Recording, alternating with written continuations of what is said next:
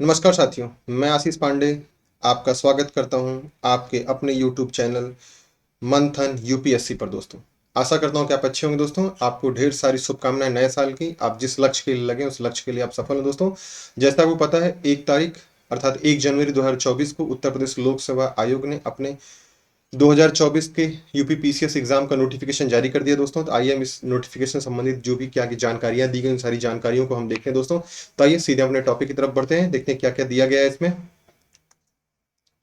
Online जो आवेदन आप करेंगे उस आवेदन की जो प्रारंभिक तिथि होगी वह 1 जनवरी 2024 होगी।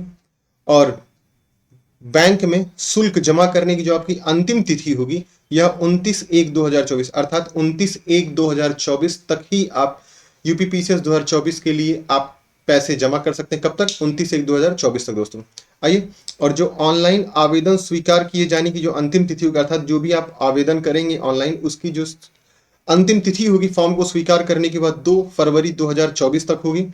और जो ऑनलाइन सबमिट आवेदन में अगर कोई सुधार या संशोधन करना है, मतलब अर्थात आपने कोई भी फॉर्म फिल किया, जो भी यूपी पीसीएस का फॉर्म आपने फिल किया उत्तर प्रदेश लोक सेवा आयोग का, उस फॉर्म में अगर कोई भी संशोधन करना है तो संशोधन के लिए जो अंतिम तिथि होगी दोस्तों वह 19/2/2024 होगी अर्थात 19/2/2024 तक ही आप इसमें संशोधन कर सकते हैं। दोस्तों, और खास तौर से मेरी एक बात ध्यान से सुन लें, संशोधन का मौका जो भी होगा वह सिर्फ और सिर्फ एक बार आपको मिलेगा। एक बार से अधिक आप संशोधन नहीं कर सकते, इसलिए कोशिश करें कि आप पहली बार में ही अपना फॉर्म पूर्णतः और सही तरीके से भरें जिसमें कोई भी करेक्शन करने की आपको जरूरत ही ना पड़े आगे चल कर। आइए दोस्तों, कुछ इंपॉर्टेंट चीजें आप देख लीजिए। सबसे पहले आपको फॉर्म भरने के लिए ओटीआर करना पड़ेगा अर्थात वन टाइम रजिस्ट्रेशन। दोस्तों, अगर आपने ओटीआर नहीं करेंगे तो आप विदाउट ओटीआर आप यूपीपीसीएस 2024 के फॉर्म को फिल नहीं कर सकते। जिन बच्चों ने पहले ही अर्थात 22 और 23 में ही यूपीपीसीएस एग्जाम दिया और उसके लिए ओटीआर किया है वही ओटीआर मान्य होगा इस एग्जाम के लिए भी, अर्थात 2024 के पीसीएस के लिए भी वही ओटीआर मान्य होगा। तो जिन बच्चों ने पहले ओटीआर कर रखा है वो उसी ओटीआर नंबर से ही अपने फॉर्म को आगे प्रोसेस कर सकते हैं। और जिन दोस्तों ने या बच्चों ने ओटीआर का फॉर्म नहीं फिल किया है, जिन्होंने ओटीआर नहीं किया है, वे ओटीआर जाकर कर लें और ओटीआर करने के बाद ही आप फॉर्म को फिल कर सकते हैं। देखिए यहाँ लिखा है सेकंड नंबर पॉइंट पे, ओटीआर नंबर के बिना ऑनलाइन आवेदन सबमिट किया जाना संभव नहीं होगा। अर्थात अगर आपने फॉर्म फिल करना है आपको तो आपको ओटीआर करना होगा। ओटीआर नंबर, और ओटीआर नंबर जो भी है वह 72 घंटे फॉर्म फिल करने के 72 घंटे पहले ही आपको ओटीआर का प्रोसेस कंप्लीट करना होगा। दोस्तों, यहाँ थर्ड पॉइंट लिखा था, ओटीआर नंबर के उपरांत अर्थात जब आपको ओटीआर मिल जाए तो आप इस वेबसाइट पे जा सकते हैं, उत्तर प्रदेश लोक सेवा की ये वेबसाइट, इस वेबसाइट पे जाकर के आप फॉर्म को फिल कर सकते हैं और अपने फॉर्म को सबमिट कर सकते हैं। दोस्तों, ओटीआर के 72 घंटे बाद। आइए हम नेक्स्ट देखते हैं क्या दिया गया है, आगे बढ़ते हैं। दोस्तों, यहाँ जैसे दिया है, मैंने बहुत सारी चीजें पहले हाईलाइट कर लिया है। अभ्यर्थियों को निर्देशित किया जाता है कि वे ऑनलाइन आवेदन करते समय सभी चरणों यथा ओटीआर, फीस भुगतान, ऑनलाइन सबमिशन, फाइनल सबमिशन, अर्हता से संबंधित संशोधन, त्रुटि सुधार इत्यादि की सूचनाएं सॉफ्ट व हार्ड कॉपी के रूप में भविष्य हेतु सुरक्षित करना सुनिश्चित करें। अर्थात जो भी फॉर्म आप भर रहे हैं उससे संबंधित जो भी स्लिप मिलती, जो भी पेपर मिलता है, उन सारे पेपर को भविष्य के लिए आप सुरक्षित रखें कि आप यह बता सकें कि आपने यह फॉर्म फिल किया था। तो आपके पास एक प्रूफ होना चाहिए दोस्तों, कि कभी आपका अगर एडमिट कार्ड नहीं जारी होता है तो आपके पास एक प्रूफ रहे कि आपने इस फॉर्म को फुल फुल किया था। दोस्तों, आइए, यहां कुछ ओटीआर का चरण दिया है, प्रथम चरण, द्वितीय चरण, तृतीय चरण, चतुर्थ चरण। दोस्तों, यहाँ कुछ चीजें इंपॉर्टेंट मैं बता देता हूं आपको। अभ्यर्थी को संबंधित आवेदित पद के सापेक्ष एप्लीकेशन पार्ट 2 के अंतर्गत सबमिट डिटेल पर क्लिक करना होगा। जो सबमिट डिटेल दिया वहां पे जाकर क्लिक करना होगा, जिसके पश्चात स्क्रीन पर अभ्यर्थियों का आवेदन पत्र सहित स्थायी एवं पत्र व्यवहार का पता ओटीआर से स्वतः प्रदर्शित होगा। और साथ ही पद से संबंधित अधिमान्य अहर्ताएं, जो भी अहर्ताएं आपको मांगी गई उस वह अहर्ताएं आपको खुल करके सामने आ जाएंगी। दोस्तों, जैसे आप प्रथम चरण की प्रक्रिया पूर्ण करेंगे उसके बाद आप सेकंड चरण की प्रक्रिया में आएंगे तो आपको पता चल जाएगा कि क्या क्या अहर्ताएं होनी चाहिए किसी फॉर्म को फिल करने के लिए। तो वो सारी अहर्ताएं आपको एप्लीकेशन डैशबोर्ड पे स्वतः ही दिखना शुरू हो जाएगी। दोस्तों, यहाँ मैंने सारी चीज आपको बता दिया है। आप फीस पेमेंट करेंगे। थर्ड चरण में क्या लिखा है, फी कंफर्मेशन विंडो स्क्रीन पर स्वतः प्रदर्शित हो जाएगी द्वितीय चरण पूर्ण होते ही। यहाँ पे दोस्तों यहाँ थर्ड चरण लिखा है। अब जो थर्ड चरण में इन्होंने यहाँ फीस के बारे में बताया है। आप जो फीस सबमिट करेंगे वो 3 माध्यम मोड में प्रदर्शित होगी। फीस आप नेट बैंकिंग से कर सकते हैं, कार्ड पेमेंट कर सकते हैं और अदर पेमेंट मोड्स के माध्यम से भी आप अपने पेमेंट को फाइनल कर सकते हैं दोस्तों। और जो प्रिंट होगा, पेमेंट की जो प्रिंट स्लिप होगी उसको भी अपने पास आप सेफ सुरक्षित करके रख लेंगे दोस्तों। और ओटीआर हर बार नहीं होगा, एक बार अगर आपने ओटीआर कर लिया तो उसी ओटीआर नंबर से ही आप अगले जितने भी पीसीएस एग्जाम्स होंगे आप उन सभी एग्जाम्स के लिए एलिजिबल रहेंगे। आप ओटीआर जाकर दिखाएंगे और आपको फॉर्म भरना आसान हो जाएगा दोस्तों, इसलिए ओटीआर अवश्य कर लें दोस्तों। तो यहाँ पे भी देखिए वही सारे प्रोसेस बताए गए हैं। आइए हम सीधे चलते हैं, थोड़ा सा आगे बढ़ते हैं।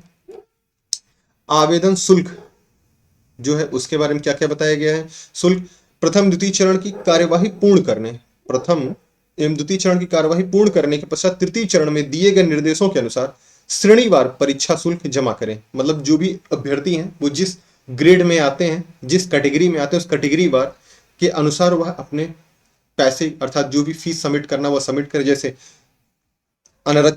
अनारक्षित या अभ्यर्थी रूप से कमजोर वर्ग के अर्थात कहा जाए या पिछड़ा वर्ग यानी ओबीसी, ईडब्ल्यूएस और जो जनरल कैटेगरी के बंदे हैं वह परीक्षा शुल्क 100 रुपए जमा करना होगा प्लस ऑनलाइन प्रक्रिया के लिए 25 रुपए अर्थात 125 रुपए उन्हें टोटली सबमिट करना होगा अपने फॉर्म के लिए। वहीं जो एससी और एसटी कैटेगरी के हैं उनके लिए 40 रुपए परीक्षा शुल्क और ऑनलाइन प्रक्रिया के लिए 25 रुपए अर्थात उन्हें 65 रुपए सबमिट करना पड़ेगा। और दिव्यांग जनों को जो भी फीस होगी वह ऑनलाइन प्रक्रिया के लिए 25 रुपए है और परीक्षा शुल्क के लिए कुछ भी नहीं अर्थात उन्हें सिर्फ और सिर्फ 25 रुपए उन्हें सबमिट करना होगा।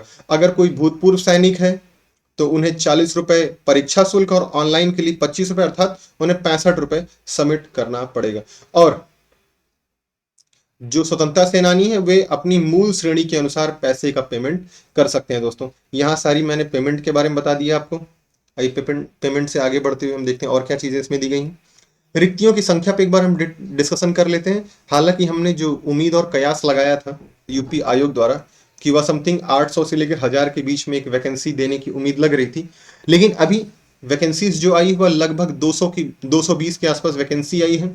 लेकिन आवश्यकता अनुसार यह संख्या बढ़ और घट सकती है। हालांकि आप यह जान जाइए कि कभी यह संख्या घटती तो कभी नहीं है, लगातार यह संख्या बढ़ती ही रही है। आइए हम इसका एक प्रूफ आपको दिखाते हैं कि कैसे हर साल उन्होंने अपनी वैकेंसीज पहले कुछ और देते हैं, बाद में उसमें 150 से 200 300 सीटें बढ़ाते हैं। और उम्मीद है इस बार कि यह सीटों की संख्या जो है आपकी काफी ज्यादा मात्रा में बढ़ करके 800 के आसपास जाने की उम्मीद लग रही है दोस्तों। तो 2020 में जो इन्होंने संख्या रखी थी अर्थात जो 2020 में नोटिफिकेशन में सिर्फ 200 पदों को दिया और प्रीलिम्स एग्जाम होते होते पदों की संख्या जो थी 487 हो गई।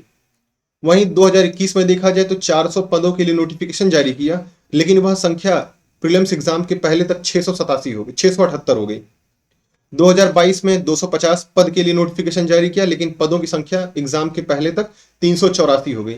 और 2023 में आप देखें जैसा कि अभी एग्जाम खाली हुआ है जैसे ही लोगों ने देकर के, अभी मेरा भी एग्जाम था मेंस का, मैं भी मेंस एग्जाम दिया और उसमें मेरा मेंस एग्जाम्स क्वालिफाई नहीं हुआ दोस्तों। आगे मैं भी इसी साथ लगूंगा आपके साथ ही। तो 2023 में आप देख रहे हैं 173 पद आए थे। 173 पद वह प्रीलिम्स एग्जाम कंप्लीट होते होते मेंस एग्जाम के दौरान तक यह पदों की संख्या 254 हो गई। और वहीं 2024 में वर्तमान में जो इन्होंने नोटिफिकेशन जारी किया है, आयोग ने 220 पदों का नोटिफिकेशन जारी किया है। लेकिन अगर पदों की संख्या की बात की जाए जो अभी उम्मीद लग रही है 800 से ज्यादा पदों की संख्या होने का अनुमान है दोस्तों। तो यह मैंने एक प्रूफ भी बता दिया 2020, 2021, 22, 23, 24 5 साल का आपको पूरा प्रोसेस बता दिया कि क्या क्या तरीका किस हिसाब से इन्होंने संख्या बल को अपने बढ़ाया आगे चल करके। आइए दोस्तों हम कुछ आगे के पॉइंट्स और देखते हैं दोस्तों। कुछ इंपॉर्टेंट पद भी इसमें आए हुए हैं जैसे आप देख सकते हैं, जिसके लिए आप परेशान रहते थे। डिप्टी कलेक्टर का अर्थात डीएसपी का पद, सॉरी एसडीएम का पद, पुलिस अधीक्षक अर्थात डीएसपी का पद, खंड विकास अधिकारी अर्थात वीडीओ, और यहां पे सहायक संभागीय परिवहन अधिकारी, असिस्टेंट कमिश्नर वाणिज्यकर। तो असिस्टेंट कमिश्नर इस तरह महत्वपूर्ण पद दिए हैं, कुछ विधि अधिकारी के पद दिए हैं दोस्तों। तो काफी इंपॉर्टेंट पद आए हुए हैं। पदों की संख्या अभी एकदम एग्जैक्टली नहीं क्लियर, किस पद के लिए कितनी संख्याएं, जैसे उसके बारे में क्लियरली होगा वो अभी आपको पता चल जाएगा किस पद के लिए कितनी सीटें आई हैं दोस्तों।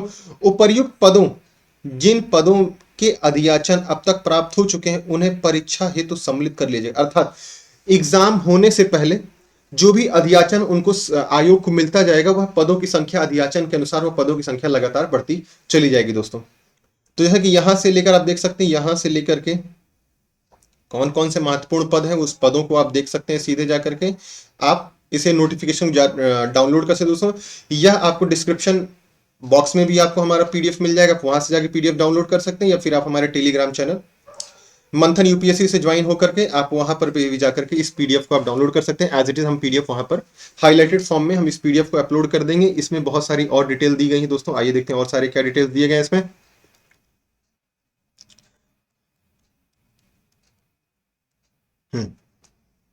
दोस्तों यहाँ एक शैक्षिक अर्हता की बात की गई है। शैक्षिक अर्हता, आवेदन पत्र स्वीकार किए जाने की अंतिम तिथि तक अभ्यर्थियों को भारत में विधि द्वारा अर्थात कानूनी रूप से विधि द्वारा स्थापित किसी मान्यता प्राप्त विश्वविद्यालय की स्नातक उपाधि अवश्य धारित करनी चाहिए, किंतु अतिपय पदों हेतु कुछ पद ऐसे होंगे जिसके लिए विशिष्ट अर्हताएं चाहिए। क्या चाहिए? विशिष्ट अर्हताएं, जिनका विवरण निम्नवत होगा दोस्तों। तो कुछ यहाँ पे विवरण दिए, आप उस विवरण को देख सकते हैं दोस्तों, किस किस चीज के लिए क्या चाहिए। जैसे यहाँ पे कुछ के लिए सांख्यिकी अधिकारी, तो सांख्यिकी अधिकारी के लिए सांख्यिकी का स्नातकोत्तर विधि होनी चाहिए, अर्थात सांख्यिकी में आप पोस्ट ग्रेजुएशन किए हो दोस्तों तो ये होनी चाहिए।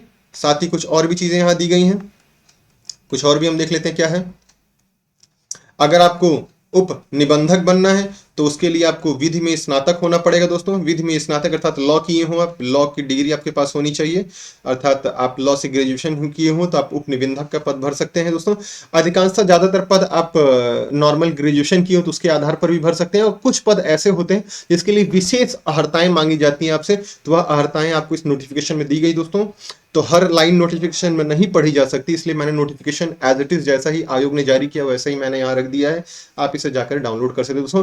तो पुलिस अधीक्षक के लिए भी कुछ यहाँ पे अर्हताएं दी गई हैं या पद हेतु कुछ दी गई, जैसे कि आपकी हाइट वेट क्या होगी, ऊंचाई क्या होगी, 165 सेंटीमीटर अगर आप जनरल हैं या ओबीसी या ईडब्ल्यूएस कैटेगरी के हैं तो इसमें। उसके बाद आपके बाकी यहाँ पे चेस्ट की क्या साइज होगी, ये सब की चीज़ें बताई गई, तो ये सारी चीज़ें आप देख सकते हैं। जिला कमांडेंट होमगार्ड्स पद है तो क्या क्या व्यवस्थाएं चाहिए वो सारी चीज़ें यहाँ दी गई दोस्तों, तो आप इसे डिटेल्स में पढ़ सकते हैं सारी चीज़ें अपने अनुसार, जिसको जो जो पद पसंद हो उस अनुसार जाके चीज़ें देख सकती हैं। आयु यहाँ पे आयु सीमा पे एक बार हम हेडलाइन कर देते हैं। आयु सीमा क्या थी दोस्तों? यहाँ पे आयु सीमा पे लिखा हुआ है कि अभ्यर्थी को 1 जुलाई 2024 को 21 वर्ष की आयु अवश्य पूरी करनी चाहिए और उन्हें 40 वर्ष से अधिक आयु के नीचे, अर्थात आप जब भी फॉर्म भरने जाए तो आपकी आयु 21 वर्ष से लेकर के 40 वर्ष के बीच में होनी है दोस्तों, अर्थात 21 वर्ष के जैसे ही आप लगते हैं वैसे आप फॉर्म भर सकते हैं। देखिए लिखा है ना कि 21 वर्ष की आयु पूरी करनी चाहिए, अर्थात 21 वर्ष पूर्ण कर लिए हो आप, और साथ ही साथ 40 वर्ष अधिकतम आयु, इसके बीच में ही आप फॉर्म फिल कर सकते हैं दोस्तों। और उनका जन्म जो है, अभ्यर्थी का जन्म 2 जुलाई 1984 से पूर्व तथा 1 जुलाई 2003 के बाद का नहीं होना चाहिए, अर्थात जो भी आप फॉर्म फिल करने जाएं, बच्चे या दोस्त जो भी फ्रेंड्स फॉर्म फिल करने जाएं, उनका जन्म जो है 2 जुलाई 1984 से पूर्व तथा 1 जुलाई 2003 के बाद का नहीं होना चाहिए दोस्तों।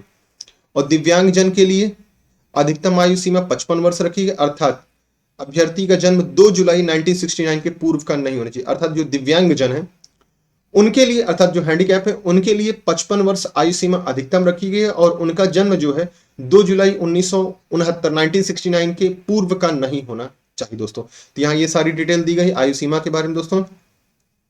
आइए कुछ और हम चीजें देख लेते हैं क्या है यहाँ दोस्तों। हाँ, क्वेश्चन पॉइंट नंबर 14 आप देखिए दोस्तों, जैसा कि यहाँ लिखा हुआ है, प्रारंभिक परीक्षा के आधार पर मुख्य परीक्षा में प्रवेश हेतु रिक्तियों को 15 गुना अभ्यर्थी सफल घोषित किए जाएंगे दोस्तों। अर्थात आपसे कहा जाए कि 220 पद हैं, 220 पद का गुणा 15 बराबर जितने भी बच्चे आएंगे, अर्थात कहा जाए एक तरीके से 3500 के आसपास नियर बोर्ड बच्चे निकल कर रहेंगे। तो 3500 बच्चे ऐसे होंगे जिनको मेंस एग्जाम्स के लिए सेलेक्ट किया जाएगा, और वहीं मुख्य परीक्षा के परिणाम के आधार पर साक्षात्कार के लिए कम से कम 3 गुना अभ्यर्थी बुलाए जाएंगे, अर्थात समथिंग कहा जाए तो 500 के आसपास अभ्यर्थी जो है आपको इंटरव्यू के लिए भी बुलाए जाएंगे दोस्तों। तो इंटरव्यू कॉलिंग जो होगी वह 500 के लिए इंटरव्यू पर कॉलिंग होगी, 500 बच्चे इंटरव्यू के लिए कॉल किए जाएंगे दोस्तों आयोग द्वारा। दोस्तों यहाँ पे ये सारी चीजें दी गई हैं। आइए कुछ और चीजें बची हुई हैं, हम उसे भी देख लेते हैं तेजी से।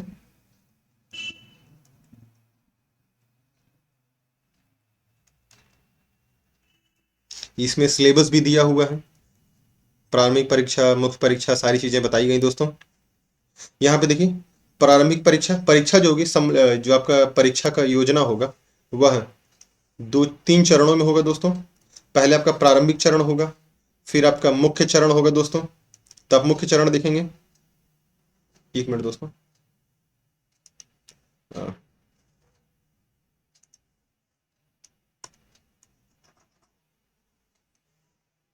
10 मिनट दोस्तों, यहाँ पे कुछ चीजें गड़बड़ हो रही हैं।